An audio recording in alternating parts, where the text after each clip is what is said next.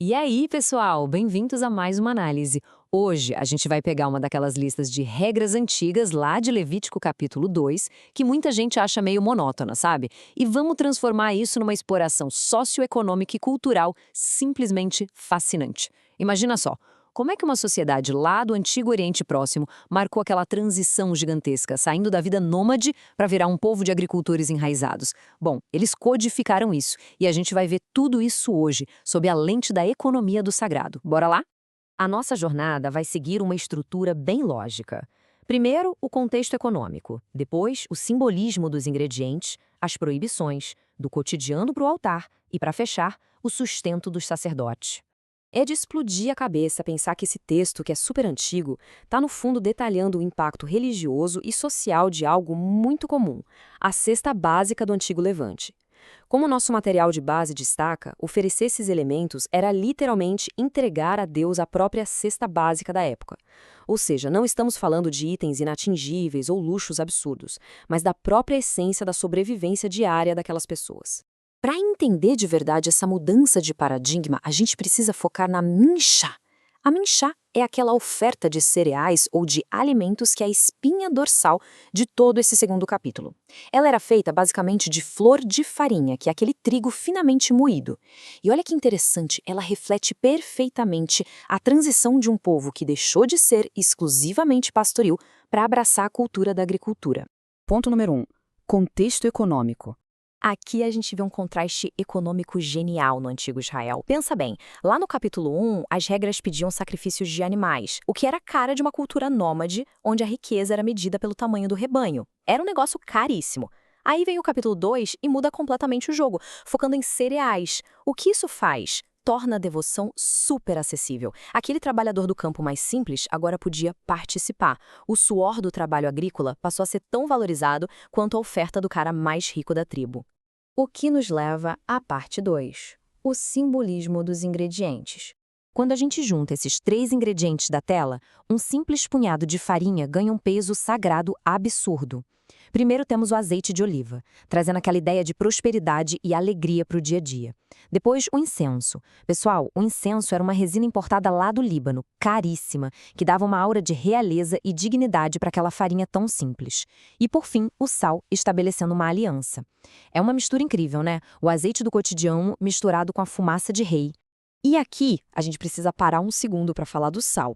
A regra era claríssima, nenhuma oferta podia ficar sem sal. Por quê? Porque no mundo antigo, o sal era o conservante máximo, era a garantia da vida e um símbolo fortíssimo de hospitalidade. A tal da aliança de sal significava basicamente que o pacto selado ali no altar não ia estragar, não ia apodrecer com o tempo, era uma garantia eterna, inquebrável. Ponto 3. As proibições. Bom, se o sal era obrigatório para preservar a oferta, a gente tem que olhar para o que era terminantemente proibido, o fermento e o mel. O fermento entrava na lista de proibições porque, culturalmente, ele era muito associado à decomposição, aquela alteração da essência original do produto. A pureza exigia um pão rápido, simples. E o mel, que na época provavelmente era um xarope de frutas como a tâmara, foi cortado por um motivo bem específico. Era para traçar uma linha muito clara no chão e dizer, olha, as nossas práticas não têm nada a ver com os rituais de fertilidade dos povos cananeus que vivem aqui do lado. Vamos para o ponto 4. Do cotidiano para o altar. O texto antigo descreve 3 jeitos distintos de preparar essa oferta. Podia ser aquele pão grande assado no forno, podia ser um pão mais fininho e crocante feito numa assadeira, ou até mesmo frito no azeite numa panela. Olha o nível de detalhe da coisa. Isso mostra como o ato de cozinhar, a rotina, o cheiro, o som da fritura estava sendo costurado de forma muito íntima na vida religiosa.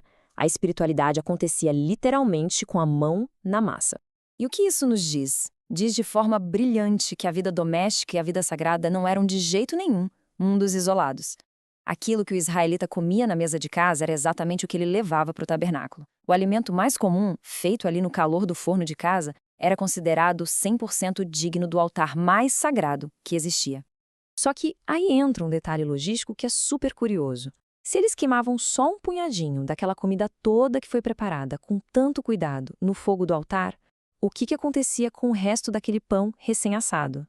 E é aí que entra o nosso ponto 5, o sustento dos sacerdotes.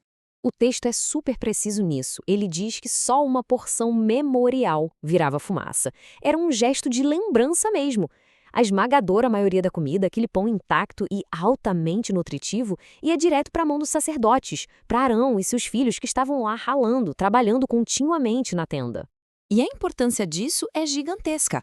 A tribo de Levi, os sacerdotes, não tinha terra. Eles não herdaram campos para plantar, nem grandes olivais. Ou seja, para não passar fome, eles dependiam única e absolutamente desse sistema diário de ofertas. Era a segurança alimentar deles. Pensando em termos práticos e governamentais, isso funcionava perfeitamente como um imposto religioso da antiguidade. Foi uma sacada institucional muito inteligente. Eles pegaram uma necessidade social, que era garantir que uma classe sem terras não morresse de fome, e transformaram isso num ritual inquestionável. A reverência espiritual mantinha a barriga do trabalhador sagrado cheia. Então, dando um passo para trás e olhando a figura toda, fica bem claro. Esse documento antigo organizava a sociedade de um jeito meticuloso. Ele pegava as coisas mais básicas da sobrevivência e usava isso para sustentar a economia, a espiritualidade e o próprio tecido social, tudo ao mesmo tempo. Levítico 2 santifica o que é ordinário, transformando a comida básica numa ponte blindada entre o camponês e o sagrado. E para fechar essa nossa análise, fica uma provocação profunda para a gente pensar. A gente acabou de ver como uma sociedade antiga deu um jeito não só de valorizar, mas de integrar o trabalho no campo, a alimentação diária e o cuidado social através de regras estritas. A grande questão é, e hoje? Como é que os nossos sistemas modernos reconhecem, organizam ou elevam o valor do nosso trabalho diário e do sustento básico? Será que a gente ainda consegue enxergar alguma dimensão sagrada na nossa própria cesta básica? Bom, fica aí a reflexão. Muito obrigada por acompanhar mais essa exploração e até a próxima.